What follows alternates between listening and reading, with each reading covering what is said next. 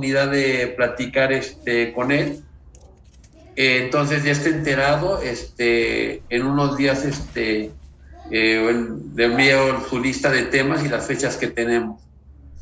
Igual dando ahorita un poquito de tiempo para que el resto de sus compañeros se integren, les comento que nos tengan bastante paciencia, porque, bueno, hoy en la mañana cuando estaba precisamente en rotación con sus compañeros del equipo 10, la tuvimos que terminar un poquito antes porque estaba yo recibiendo algunos mensajes en el chat que tenemos de medicina interna y todo apunta a que el hospital a partir del próximo lunes vuelve a ser COVID 100%.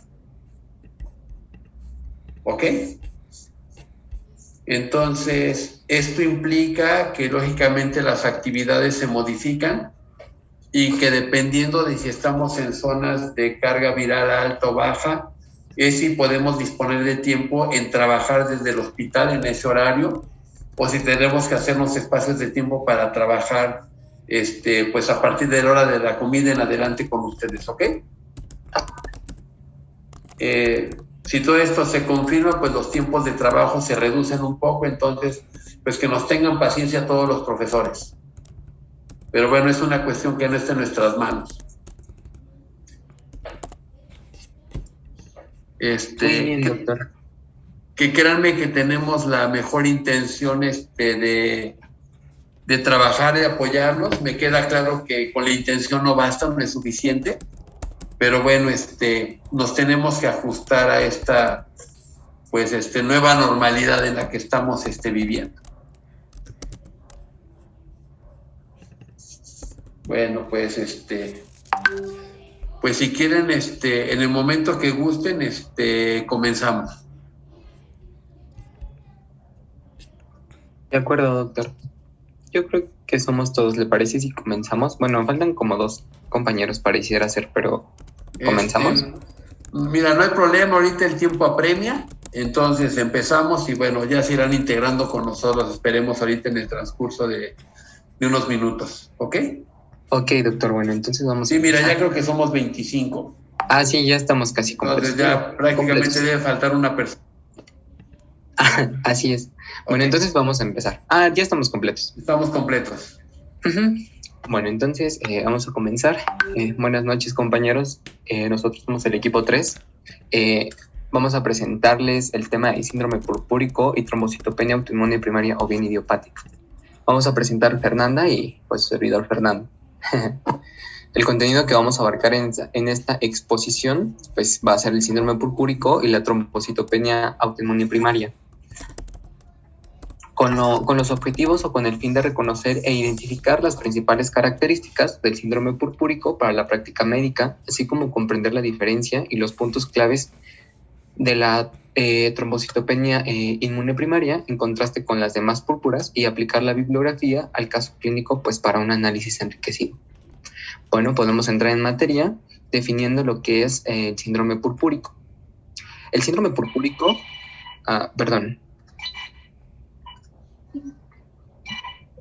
El síndrome purpúrico, como bien, un síndrome es el conjunto de signos y síntomas caracterizado, que va a estar caracterizado por la extravasación de células sanguíneas, alguna de las capas superficiales de la piel o bien de sus mucosas.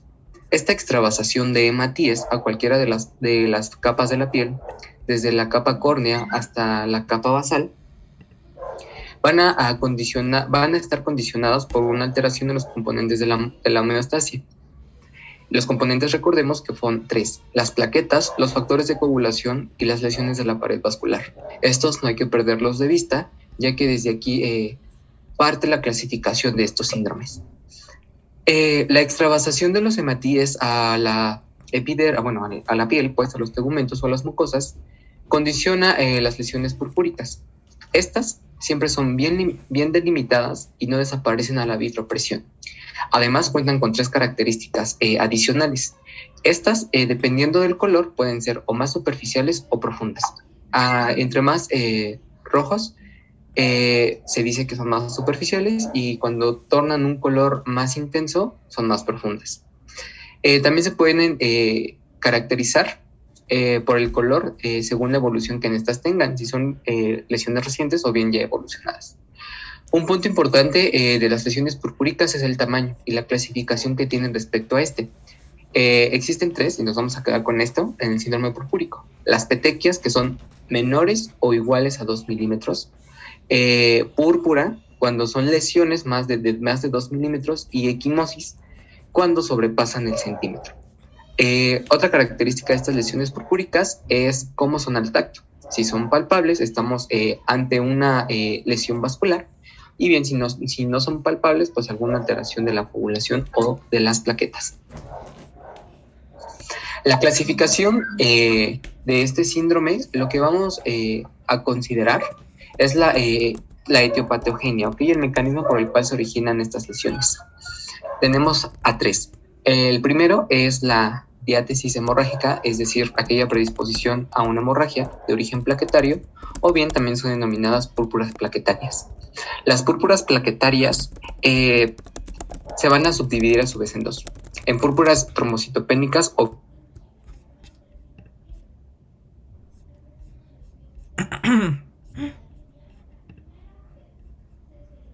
en el recuento plaquetario. Ojo, son más frecuentes en la infancia y la trombocitopenia es una cifra inferior a 150 por 10 a la 9 microlitros de plaquetas. Estas pueden ser no inmunes e inmunológicas. Hasta aquí, con lo que queremos dar en esta clasificación es que son las causas que nos podrían causar este síndrome purpúrico. Lo que vamos a abarcar en la exposición pues es la púrpura trombocitopénica inmune, pero es importante conocer la clasificación de este síndrome. Por otro lado, las púrpuras trombopáticas o plaquetopatías son cuadros más infrecuentes y estas son debido a algunas alteraciones de la función plaquetaria, ya no del recuento, sino de la función de las plaquetas.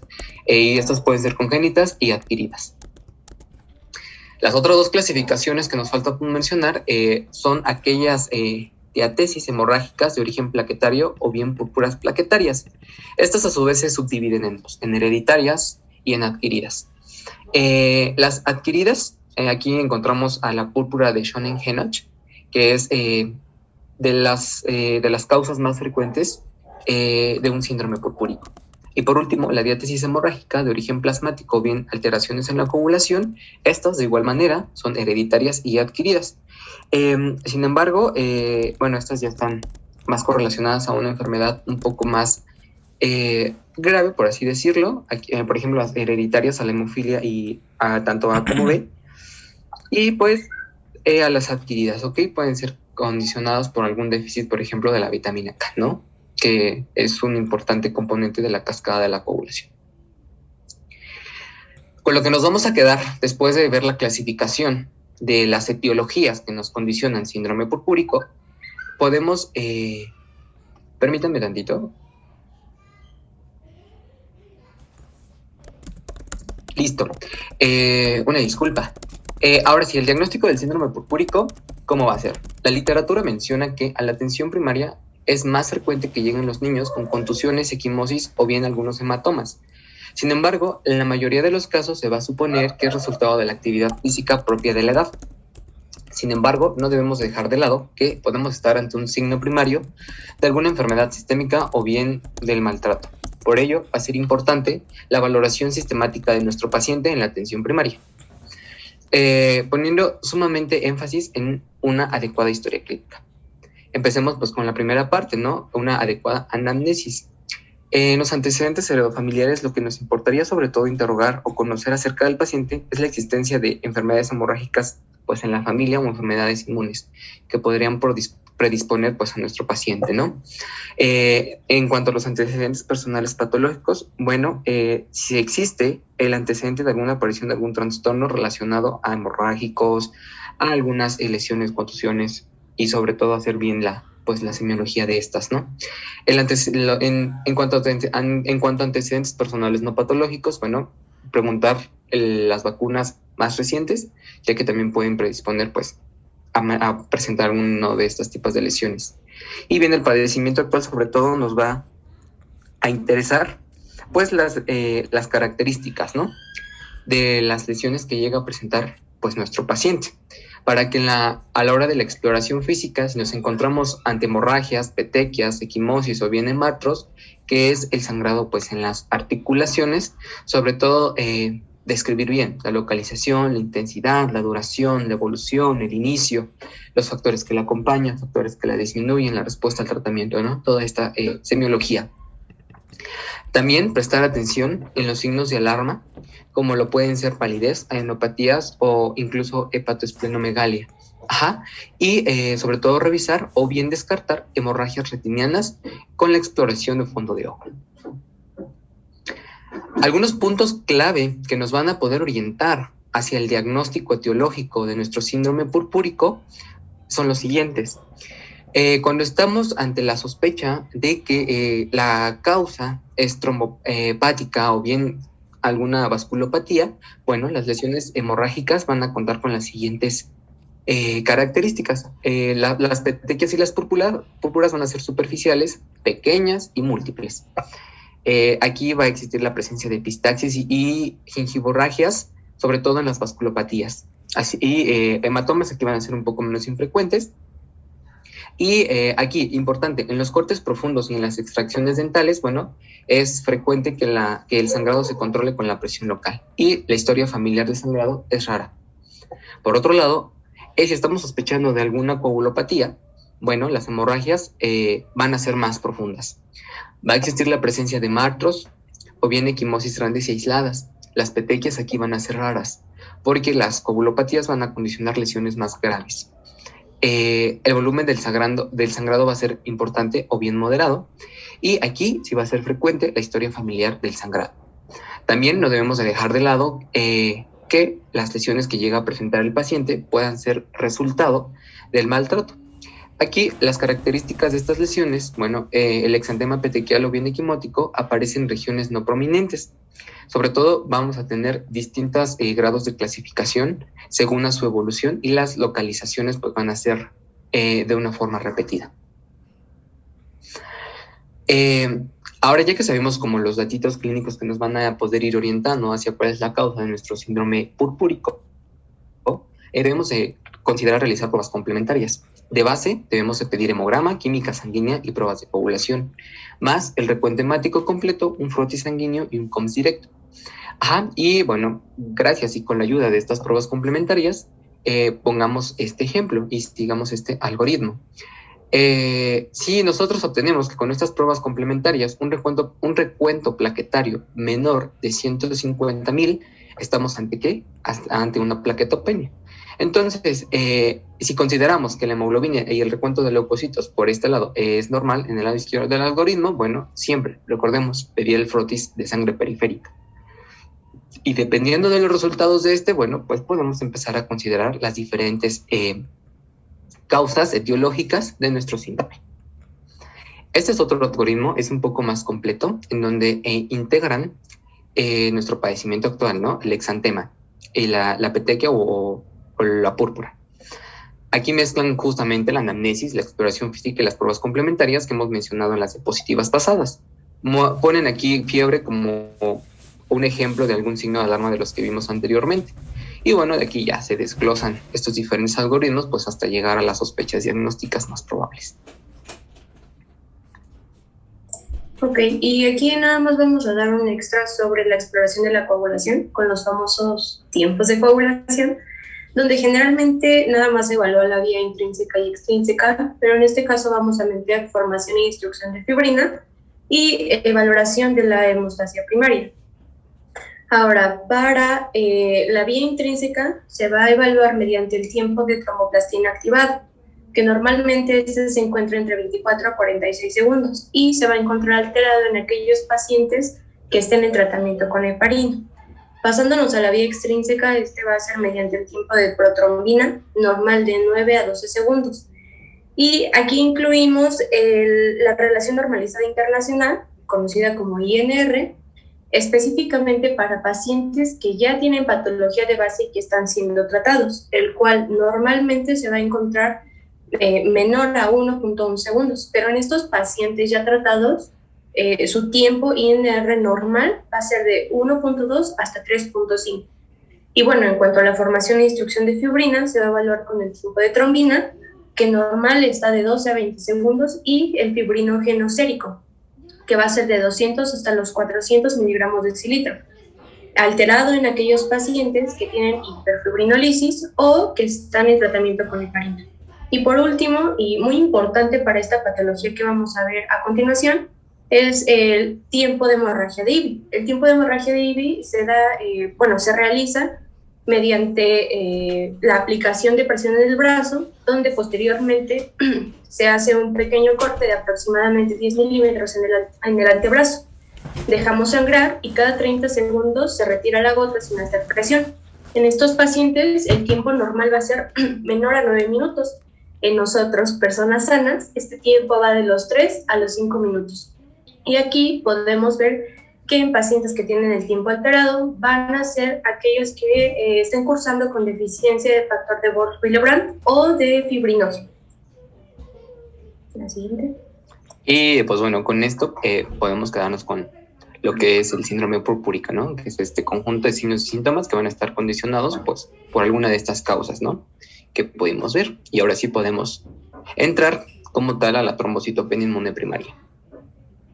Para definir esta entidad patológica, bueno, nos fuimos a la guía de práctica clínica, actualización 2011, que la define como un trastorno hemorrágico autoinmune adquirido, donde los autoanticuerpos, es decir, los anticuerpos formados por nosotros mismos, antiplaquetas que van a ir en contra de las plaquetas, se unen a antígenos de la superficie plaquetaria, lo que va a condicionar su destrucción acelerada.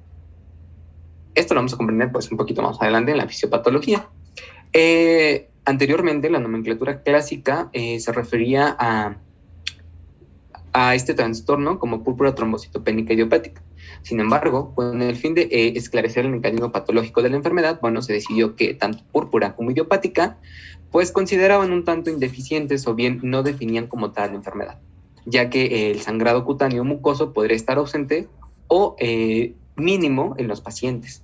Es por ello que actualmente el término trombocitopenia inmune primaria es el que se utiliza. Sin embargo, se mantiene el acrónimo PTI, ya que pues por su fuerte consolidación en el lenguaje médico y pues por su gran significado histórico que tiene, ¿no?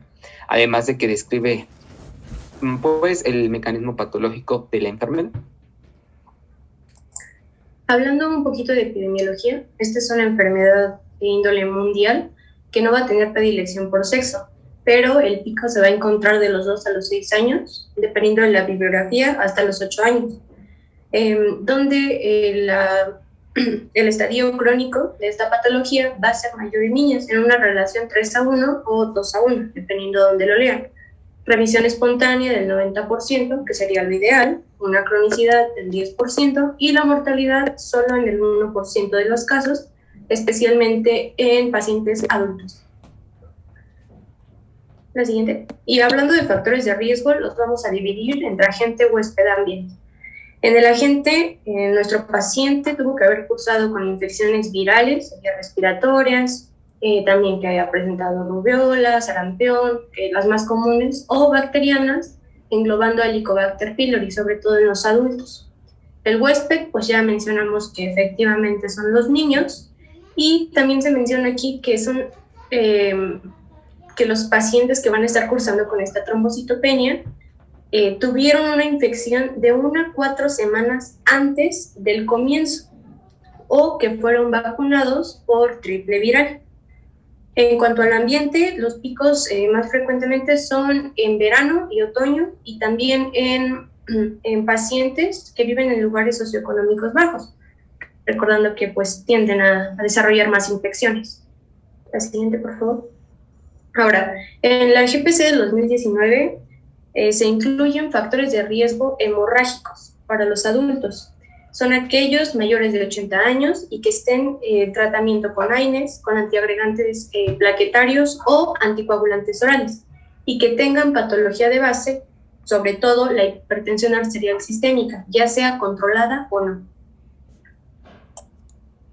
Y pues bueno, ahora bien que conocemos los factores de riesgo que nos podrían predisponer a padecer esta enfermedad, pues podemos entrar con la fisiopatología, ¿no? Y como es una trombocitopenia, pues las células que están aquí que roban el papel pues son las plaquetas, ¿no? Las plaquetas, recordemos que son derivados de los megacariocitos de la médula ósea. Ajá, y tienen un papel homeostático importante, ya que pues cuando el endotelio de los vasos sanguíneos sufre un daño o una lesión, pues las plaquetas se van a adherir, ¿no?, al subendotelio y pues van a iniciar la cascada de la coagulación primaria. El recuento normal de ellas es entre 150 a 450 por microlitro. Y en condiciones fisiológicas, la vida media oscila entre los 7 a los 10 días a circulación. Esto es como lo normal. Sin embargo, ¿qué es lo que pasa cuando tenemos una disminución de sus niveles? Pues sí, plaquetopenia, ¿no? Esta disminución de los niveles séricos de plaquetas puede estar condicionada por 3 mecanismos que la subyacen. Puede ser por una producción de la médula ósea inadecuada, por una destrucción periférica, o bien por algún reemplazo como las leucemias agudas. Sin embargo, la teoría más aceptada, ya que no ha sido completamente definido el mecanismo fisiopatológico de esta entidad, se toma que la destrucción periférica es la que explica mejor esta patología. Esta destrucción es mediada por un mecanismo inmune. El mecanismo inmune a su vez está condicionado por 3 submecanismos. Por la formación de anticuerpos dependientes de medicamentos, por la formación de aloanticuerpos o por la formación de autoanticuerpos. La formación de los autoanticuerpos es la más aceptable. Y esta se explica con la teoría del antígeno críptico. Esta teoría dice que el sistema inmunológico, cuando está, el paciente cuando va a estar expuesto a los factores de riesgo que previamente se mencionaron, puede condicionar la formación de autoanticuerpos. Es decir, que nosotros vamos a formar estos propios anticuerpos que van a ir dirigidos hacia los antígenos que se encuentran en la membrana celular de las plaquetas. Entonces, el autoanticuerpo se une a su antígeno. Regularmente los antígenos plaquetarios a los que se unen son estas proteínas en membrana, como la GP2B y 3A. Y de esta manera, pues condiciona su destrucción. La otra teoría que se propone es la del espectador inocente, en donde, resultado del cuadro infeccioso del paciente, se forman inmunocomplejos y estos inmunocomplejos se fijan a las plaquetas. La formación de estos inmunocomplejos no va a condicionar otra cosa más que la opsonización y la fagocitosis de la plaqueta. Y pues de esta manera su destrucción y con ello la disminución de los niveles séricos. Ahora bien, esta es otra explicación en donde se dice que se tiene pues justamente el antecedente de alguna infección, tanto viral o bien bacteriana, virus de la varicela zoster, citomegalovirus, helicobacter pylori, VIH, virus del herpes simple o virus del Epstein-Barr. Cuando se tiene la presencia de esta infección viral, se considera que hay una alteración en la estructura de la plaqueta. Esta alteración va a ser el estímulo para la producción de anticuerpos antiplaquetarios, ya que como el sistema inmunológico no las va a reconocer como plaquetas, ya que tienen una alteración estructural, pues entonces la producción de estos anticuerpos va a estar mediada por la clase IgG. Con esta, las plaquetas pues van a quedar cubiertas de las moléculas de IgG y pues van a ser eliminadas por los macrófagos, ¿no? Justamente pues por su receptor Fc en su subdivisión gamma. O bien, estos virus directamente por una reacción cruzada pueden formar anticuerpos. Y estos anticuerpos van a estar dirigidos al antígeno presente en la superficie plaquetaria de la membrana, ¿no? Como el que veíamos, el GP2B, 3A. Y de esta manera igual, condicionar que las plaquetas queden cubiertas por moléculas de IgG y con ello ser eliminadas. Los autoanticuerpos plaquetarios que se forman, van a condicionar una producción adecuada de las plaquetas, ya que se unen a los megacariocitos y como lo mencioné en la diapositiva pasada, pues es de donde surgen las plaquetas en la médula ósea. Esto condiciona a que se destruyan o eviten la maduración. Y esto hace que la supervivencia plaquetaria varíe de 2 a 3 minutos. Ahora, ¿cuál es el papel del vaso? ¿En dónde se van a eliminar las plaquetas? Pues en el vaso. Es el sitio preferencial de las plaquetas jóvenes y la síntesis del anticuerpo antiplaquetario para su destrucción. Y aquí que cobra la importancia por la cual veremos más adelante y solo mencionaremos cómo es una opción terapéutica, ¿no?, para solucionarlo. Si ya no tenemos donde se destruyen las plaquetas, pues podríamos mejorar el nivel sérico. Y pues bueno, hasta aquí. Con esto pues ya, como disminuyeron las plaquetas por la destrucción, pues va a condicionar el cuadro clínico que pues vamos a ver a continuación. Ok. Bueno, los síntomas y los signos de esta patología son muy variables. Es por ello que hay muchos pacientes asintomáticos o los que solamente van a presentar fatiga, especialmente los niños. Hasta el 40% de ellos es su único síntoma. Y no siempre va a haber correlación entre la cifra de plaquetas de nuestro paciente y las manifestaciones clínicas que va a tener.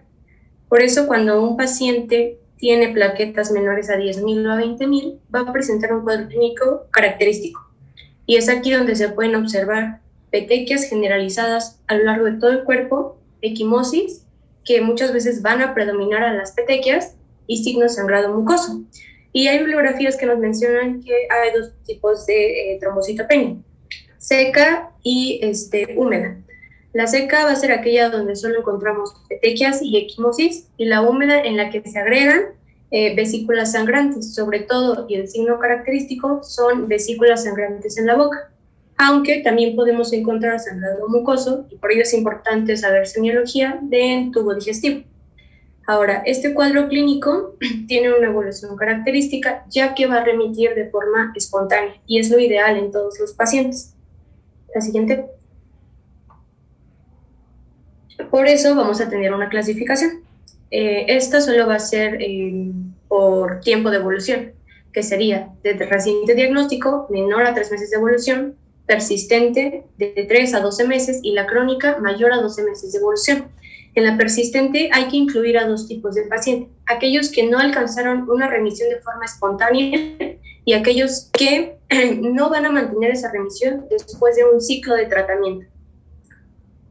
Ahora, para el diagnóstico tenemos los 4 pilares fundamentales, que es anamnesis, exploración física, hemograma y frotis. Y esto porque, la siguiente por favor, la trombocitopenia inmune primaria es un diagnóstico de exclusión y lo vamos a dividir en dos.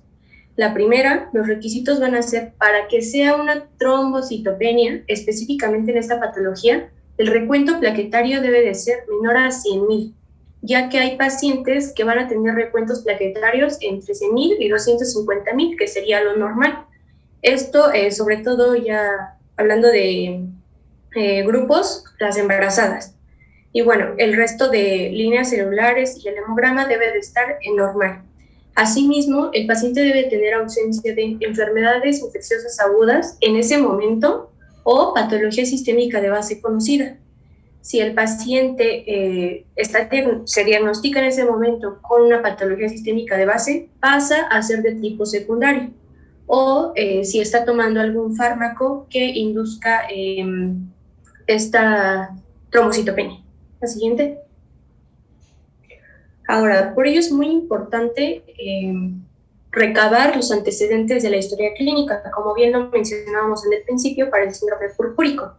Ahora, los antecedentes de importancia en este punto es la infección vírica o en un paciente que tuvo contacto con alguien con varicela, esto menor a 6 semanas. También las vacunaciones, que ya mencionamos, sobre todo en los niños, infecciones graves o recurrentes. Aquí se menciona que las que no han sido tratadas o no fueron tratadas de manera eficiente. Enfermedades sistémicas de base o autoinmunes, conocidas o no, exposición reciente a fármacos tóxicos. Aquí podemos incluir a la heparina, como bien lo vimos al inicio, la quinidina o las sulfonamidas. Y por último, los antecedentes heredofamiliares o personales patológicos para conocer si el paciente tiene alteraciones de la coagulación. Pues esto lo haríamos con la semiología, con uso de semiología. La siguiente, por favor. Ahora, para la exploración física, nada más nos vamos a enfocar en las características de la hemorragia de nuestro paciente. Es decir, si es cutánea, se afecta a las mucosas, la gravedad, la extensión y el tiempo de evolución. Y la gravedad va a ser de mucha utilidad en este caso, porque también va a influir un poco en el tratamiento. Y esta va del grado 1 al grado 4. Grado 1 siendo una hemorragia menor, con petequias escasas a 100, y el grado 4 siendo una hemorragia que pone en riesgo la vida del paciente. La siguiente, por favor. También, bueno, un dato que se me olvidó mencionar, ¿le puedes regresar un toque? Aquí, en la exploración física, ya mencioné que hay pacientes que pueden llegar asintomáticos, entre comillas, pero en la exploración física nos podemos dar cuenta que el primer sitio donde van a aparecer las petequias es en pies y tobillos, debido a que ahí necesitamos de 5.000 a 10.000 plaquetas para mantener la integridad vascular. Entonces, si un paciente tiene menos de ese requerimiento plaquetar, pues va a ser el primer sitio y nos podemos dar cuenta, aunque no hayan aparecido petequias en otros lados. La siguiente, gracias, Fer. Ahora, en los exámenes complementarios, el hemograma, muy importante, donde pues las plaquetas van a ser las únicas alteradas. Concentración de hemoglobina y fórmula blanca normal. Y en cuanto al frotis, lo único que se va a evidenciar en el frotis son plaquetas grandes, con una morfología normal. Pero hay algo que se llama pseudotromocitopenia, por EFTA, que es el anticoagulante del tubo lila, normalmente usado para las biometrías. En este frotis se va a reportar que hay agregados plaquetarios, no son plaquetas grandes, con una morfología normal, simplemente son los agregados. En este caso, debemos de pensar en otras enfermedades antes que en esta, y hacer el frotis, pedirlo con otros anticoagulantes, como usaría el citrato de sodio. La siguiente.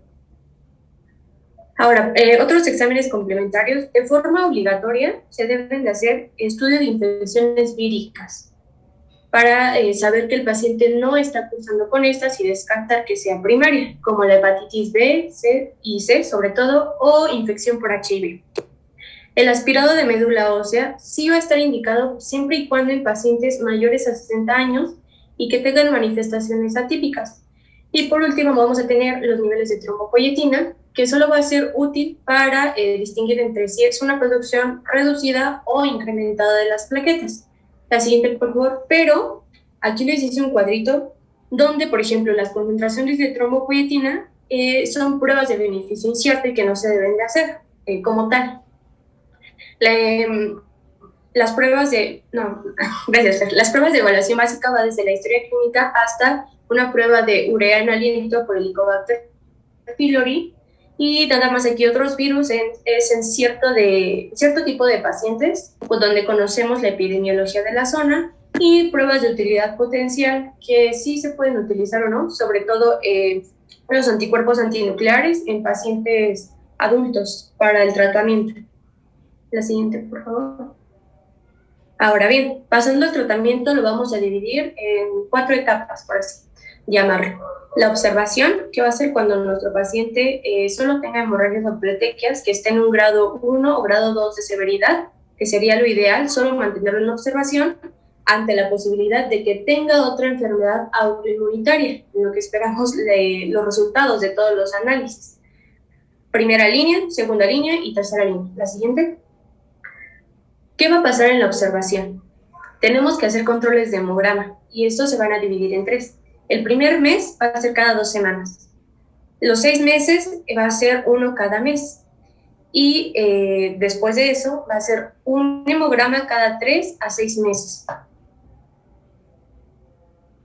Hablando del tratamiento de primera línea, esto siempre se va a dar hasta que el paciente consiga un recuento de plaquetas mayor a 20.000. Y el tratamiento de primera línea va a ser la prednisona, aunque también se puede dar la metilprednisolona vía intravenosa. Esta va a estar dividida en 3 dosis, 4 miligramos kilogramo día durante 4 días. Recordando que los corticosteroides, para finalizar el tratamiento, se deben de reducir en dosis y pues aumentando los días. En este caso son 3 días más, pero la dosis va a ser a la mitad.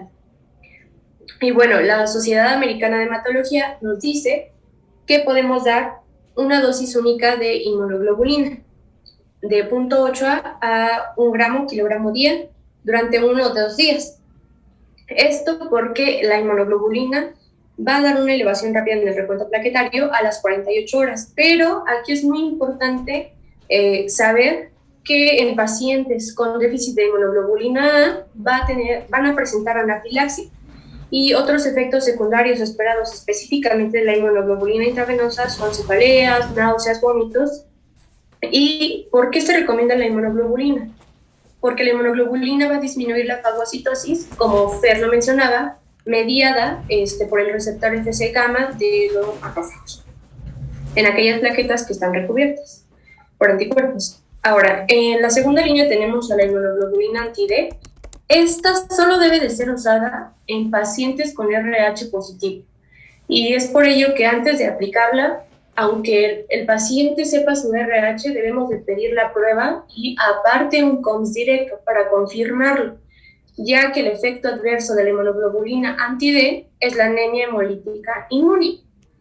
Si bien aquí la posología va a ser de 50 a 75 microgramos kilogramo día en una dosis única, esta se debe de dar en perfusión una hora del oído en suero fisiológico. Y bueno, aquí el control que se le tiene que hacer a los pacientes es la hemoglobina, el recuento de reticulocitos y la bilirrubina indirecta, debido al efecto adverso. Y también tenemos aquí a la corticoterapia, que serían bolos de metilprednisolona, 30 miligramos kilogramo día, durante 3 días, o la dexametasona oral, que esta más que nada es usada en adultos, la dexametasona. Los controles, en este caso para la corticoterapia, son el control de glucosa IgA, que lo vamos a ver por qué en las complicaciones. Ahora, en tercera línea tenemos a la esplenectomía. Esta no la vamos a explicar, simplemente va a estar reservada para niños mayores de 4 años con un estadio grave, que sea crónico y que no haya remitido, o en casos de que tenga una hemorragia potencialmente mortal, complicada, ¿no? Que sea de tipo agudo, pero que su hemorragia sea mortal. Y por último tenemos al anticuerpo monoclonal, al rituximab. Este solo se da, la bibliografía lo marca como uso compasivo, es decir, nada meramente de investigación. Los efectos adversos son problemas inmunológicos, riesgo infeccioso por depresión prolongada de linfocitos B, porque el rituximab va en contra específicamente de los linfocitos B. Y por último tenemos a la leucoencefalopatía multifocal progresiva. Y bueno, en este caso tendríamos que vigilar la función hepática. Ahora, la GPC, nada más es un pequeño resumen, no cambia tanto, pero nos dice que en los niños sin hemorragia o con hemorragia leve, pues solo es la observación. Y de primera línea, en los lactantes, en todos los lactantes, va a ser inmunoglobulina intravenosa. Y el fármaco de elección es la prednisona, de 1 a 2 miligramos de 7 a 14 días, o a dosis altas de 4 miligramos por 3 días o 4. Aquí no van a hacerlo siempre porque la GPC no menciona que tenemos que hacer la reducción de la posología. Y bueno, en niños menores de 16 años también está que podemos usar la prednisona vía oral de 1 a 2 miligramos, pero esta va a ser de 2 a 3 semanas. En cuanto a los adultos, tenemos que ver si nuestro paciente es nuevo en diagnóstico, si sus plaquetas son menores a 30,000 y no presenta hemorragia en mucosas, tenemos que dar el tratamiento valorando datos de historia clínica, sobre todo los factores de riesgo de tipo hemorrágicos que les presenté al inicio. Nunca debemos tratar a un paciente si las plaquetas son mayores de 50,000. De hecho, no deberíamos tratar a un paciente que tiene plaquetas de 30,000, pero por eso vamos a valorar sus datos de historia clínica. En estos pacientes, como ya mencionaba, en primera línea es la dexametasona, pero aquí va a ir 40 miligramos día por 4 días, o metilprednisolona, 10 miligramos kilogramo día con dosis máxima de 1 gramo. Y bueno, si el paciente tiene la patología persistente, vamos a un tratamiento de segunda línea. La GPC maneja el tratamiento de segunda línea con esplenectomía o rituximab, no hay de tercera línea en este caso.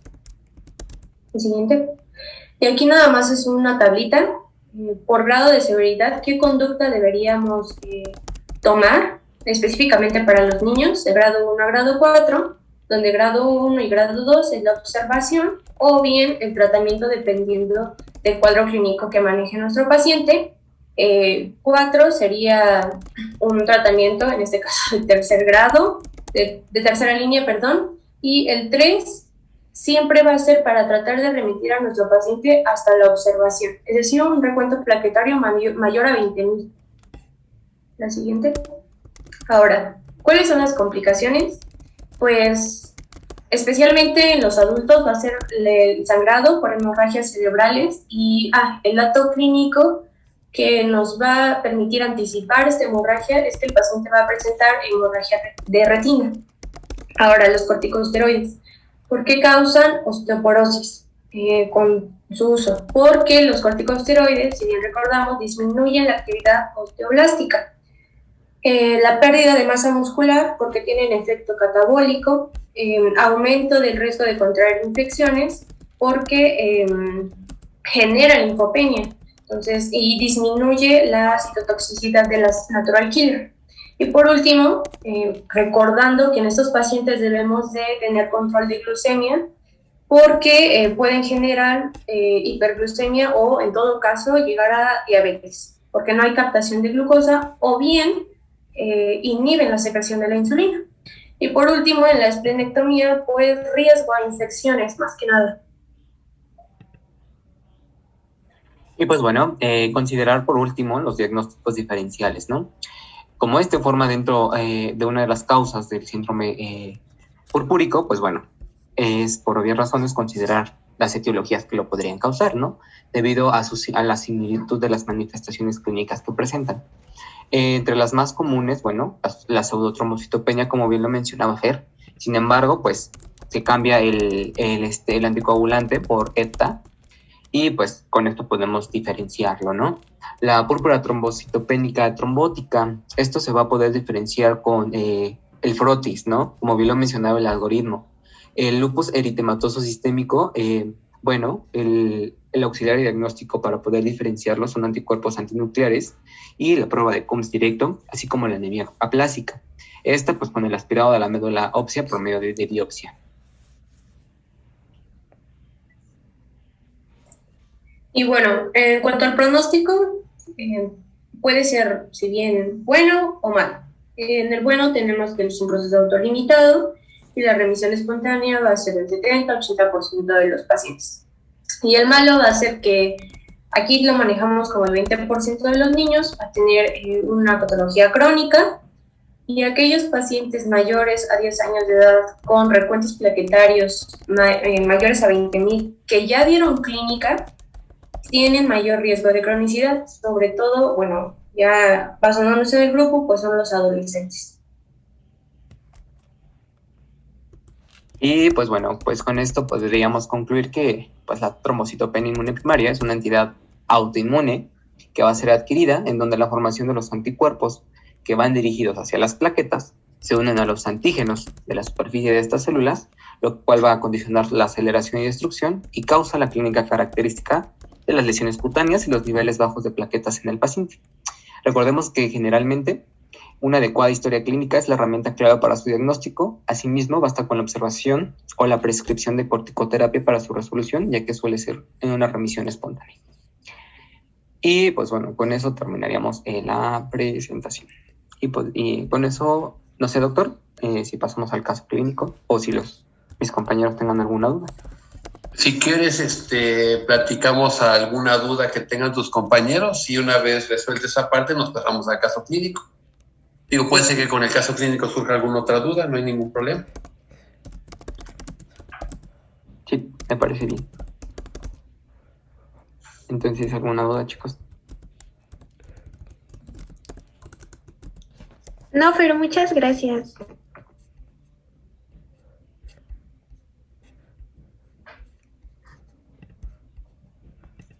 Entonces, ¿no hay dudas, no hay preguntas para sus compañeros de momento?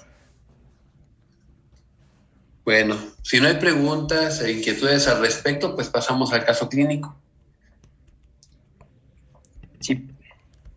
Y pues bueno, este es nuestro caso clínico, es un poco muy sencillo. Femenino de 6 años, quien presenta desde hace 24 horas lesiones purpúricas en cara, tronco y extremidades, sin evidencia de signos de alarma. Hace 3 semanas presentó fiebre asociada a infección gastrointestinal y exantema en cara y tronco, que se resolvió en 48 horas sin tratamiento.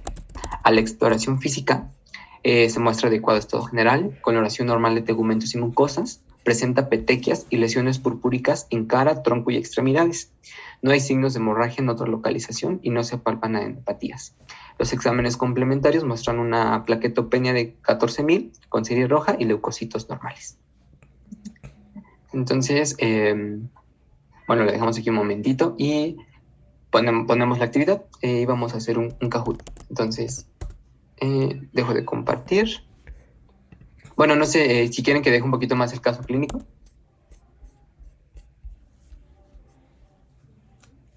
Sino para ya compartir la actividad. No sé si lo quieran un rato más para checarlo bien antes de pasar a la actividad. ¿Me podrían dar un momento para bajar el Kahoot, por favor? Sí, claro que sí.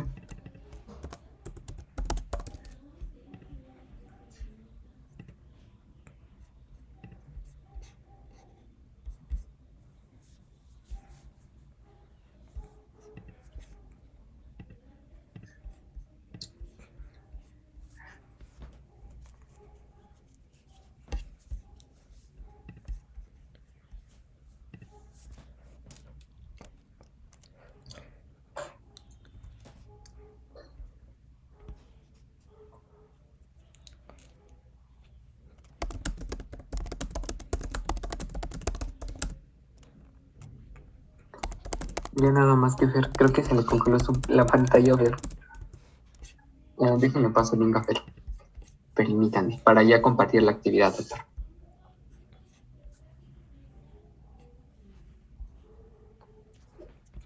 Doctor, por lo mientras yo tengo una duda del tema.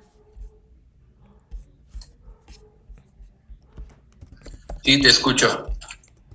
En estos pacientes, cuando se instaura el tratamiento, ¿cuáles serían las metas en cuanto al recuento plaquetario?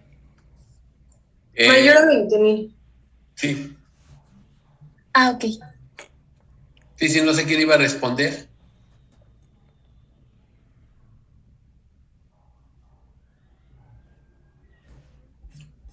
¿No iba a responder a alguien más? Bueno. Es que no sé si me escucharon.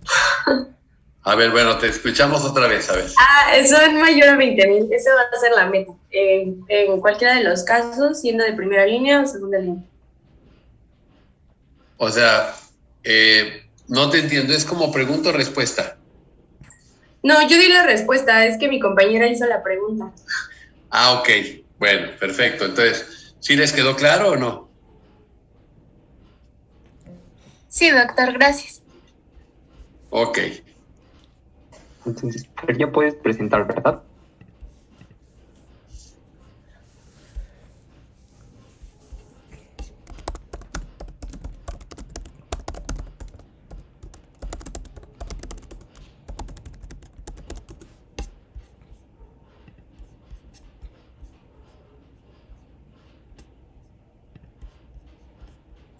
¿No se ve mi pantalla, Fer?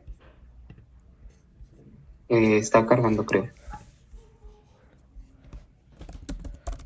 Es que creo que tú sigues compartiendo.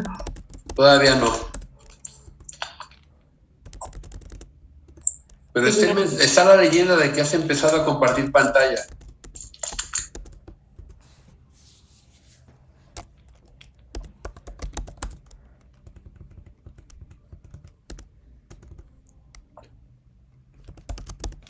Si quieres, deja de compartir y vuelves a compartir, amiga.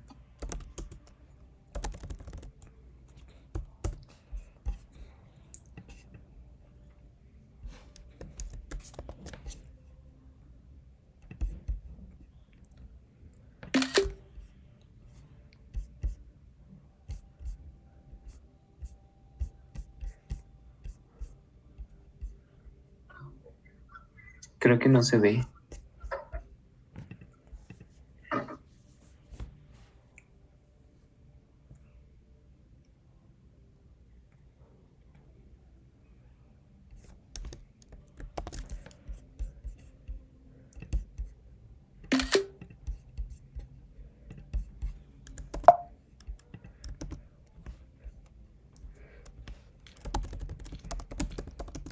Doctor, creo que pareciera ser que le tienen que dar permiso a Fer para que comparta, creo. Ok, déjame ver. Sí, gracias.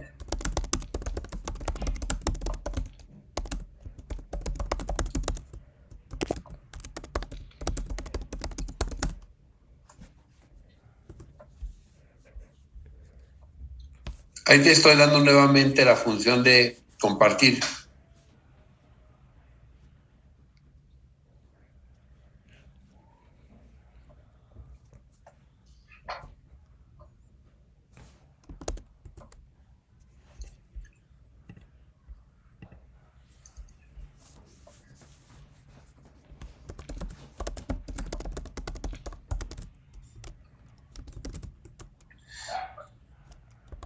Digo que esa tecnología está peleada conmigo, pero no sé si hay otro sitio donde te puedo dar compartir.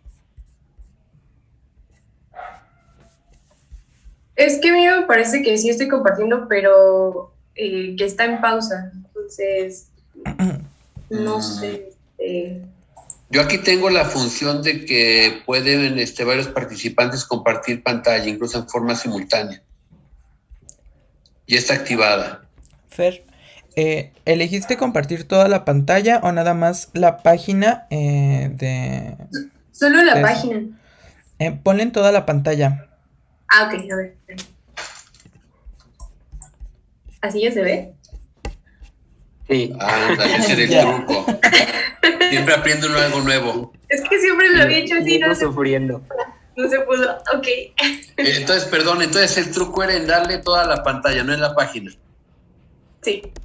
Ok, bueno, ya aprendí algo nuevo. Listo, entonces ahí está el link. Bueno, el pin, chicos.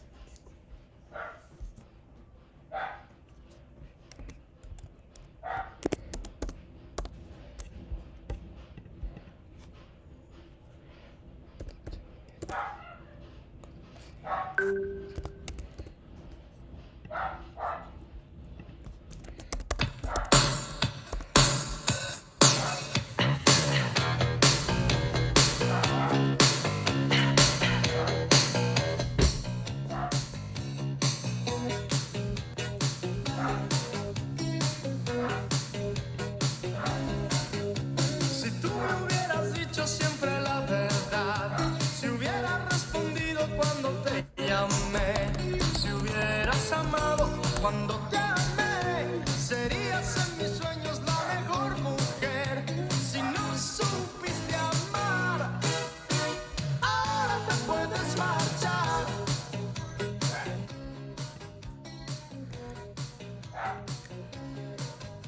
Si tú supieras lo que Doctor, ¿esperamos a compañeros que faltan o empezamos con él? No hay problema en esperarlos. Voy, ya ahorita a esta hora estoy tranquilo, sin nada pendiente que hacer, entonces podemos esperar un poco más sin ningún problema. Ok, gracias.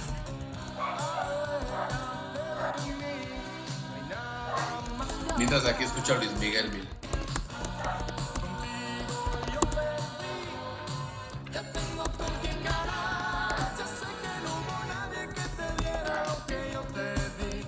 que nadie te ha cuidado como te cuidé. Por eso comprendo que estás aquí, pero ha pasado el tiempo y yo también cambié. Si no supiste amar, ahora te puedes marchar.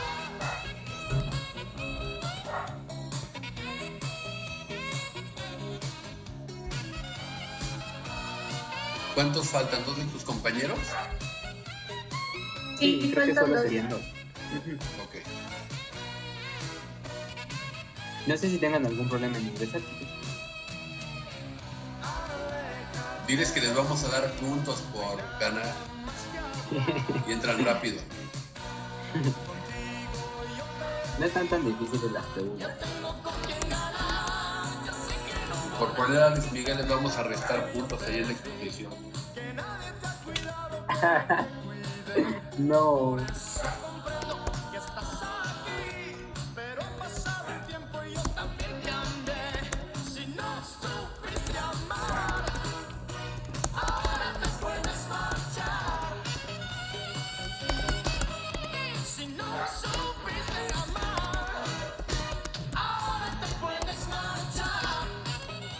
Yo creo que no se pueden conectar. Si quiere, comenzamos. Bueno, si tienen problemas para conectarse, si gustas, empezamos. Muy bien. Bueno, ya entró alguien más, mira, ya son 22. Sí. De todas formas se pueden unir, Roger. Ok. Eso faltaría uno.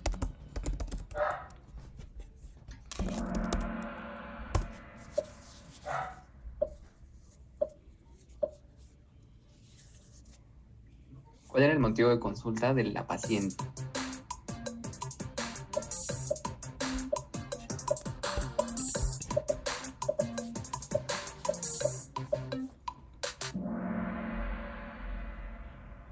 Sí, la infección gastrointestinal era el antecedente, no el motivo de consulta.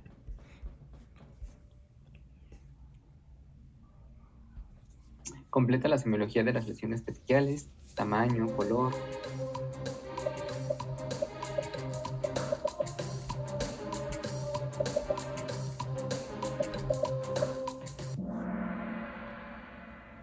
Sí, muy bien, ¿no? Y recordamos que no solo hay esos, ¿no? Podemos hacer la semiología completa con los más de 10 rubros que nos marcan. Pero muy bien.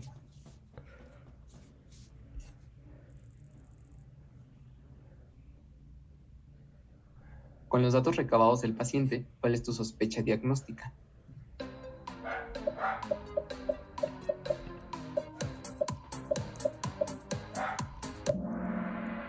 Bien, esa sí era de chocolate.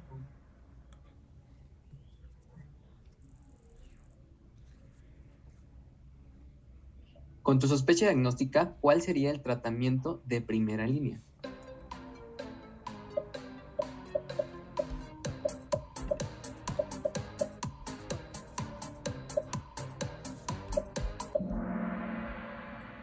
Recuerden que la inmunoglobulina anti-D es tratamiento de segunda línea, rituximab es de tercera línea, la dexametasona solo está indicada en segunda línea o para pacientes adultos, y en la GPC el tratamiento de primera línea es la prednisona.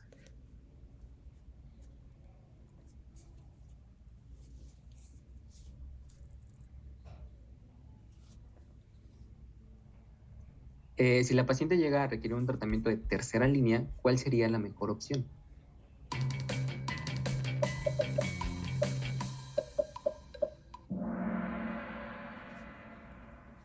Sí, claro, ¿no? La esplenectomía, ¿no? Recordemos también que la GPC la llegas a mencionar en segunda, pero la literatura que se revisó también como tercera línea.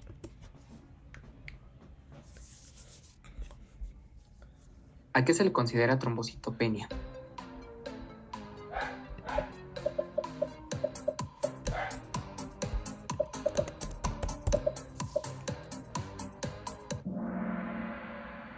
Y bueno, específicamente, recordemos que en esta patología es menor a 100,000, porque hay pacientes que llegan a tener entre 100 y 150,000, siendo completamente normal.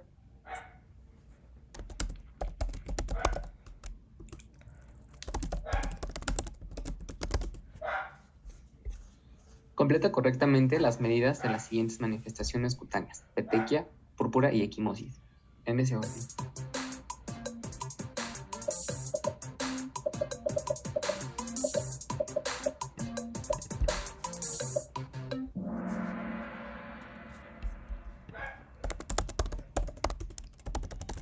Así es. Esas son las medidas, ¿no? Las vimos en el síndrome purpúrico.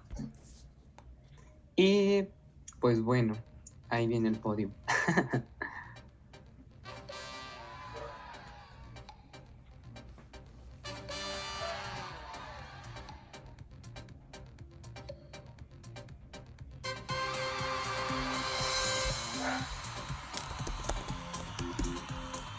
Muy bien, doctor, eso sería todo del caso clínico y de la actividad. Bueno, entonces, aquí Vanessa es la que nos va a convidar los tamales, entonces, el 2 de febrero, algo así. ¿Es el premio? Sí, está bien, doctor. Ok. Bueno, esperemos, podernos ver pronto y ahí tienes esa deuda entonces. Sí, doctor, ahí espérenlos. Ok. A ver si no me hago viejo y hasta me jubilo y no llegan, ¿eh? No, si se portó bien, la próxima semana llega. Ok, vamos a ver si es cierto, aunque vamos a andar con el COVID por allá. Entonces, ¿alguna duda, algún comentario que tengan hacia la sesión de sus compañeros? ¿Algo que haya surgido después de las preguntas que hicieron?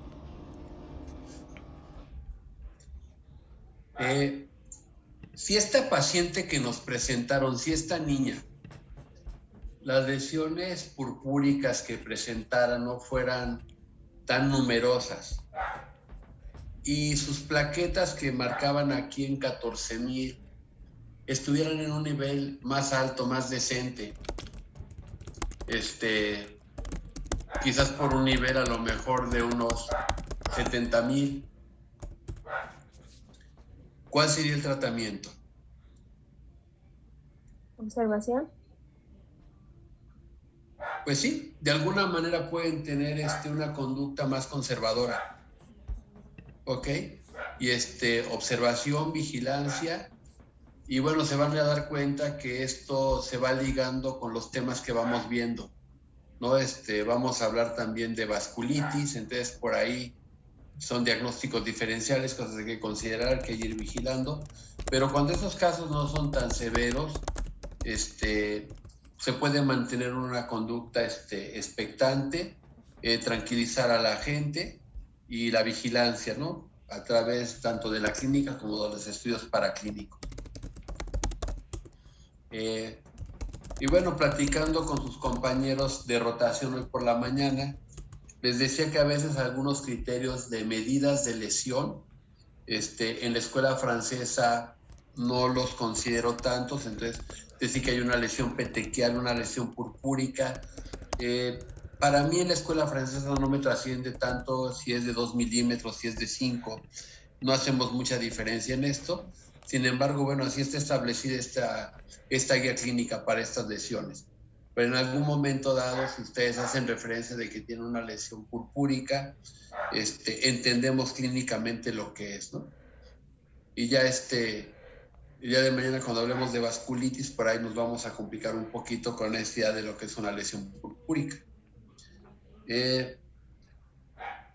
Mi intención para el día de mañana, y espero que la podamos conseguir, era tratar de estar disponible alrededor de las 11 de la mañana en el hospital y que a esa hora nos conectáramos para lo que es la clase, más o menos ocupar en la clase alrededor de 1 hora y posteriormente pasarme a la rotación con sus compañeros a partir de las 12 del día. Sin embargo, por ahí me citaron 1 o 2 pacientes más de los que tengo yo previstos. Entonces, igual estamos en contacto, pero la intención es ver si podemos arrancar la clase a las 11 de la mañana, incluso ver si pudiera ser un poquito antes, como 10:45, 10:50. Voy a hacer mi mejor esfuerzo por estar disponible en ese momento, pero bueno, les digo, no hay garantía porque ya hoy surgieron un par de pacientes más que no teníamos contemplados. ¿Ok? Sí, doctor. Bueno, cuando recién nos estábamos conectando y no habían ingresado todos, preguntaba yo que bueno, apenas en este segundo día, si ya pudieron contactar a los profesores, si hay algún problema, si hay alguna situación que comentar. ¿No? ¿Todo bien?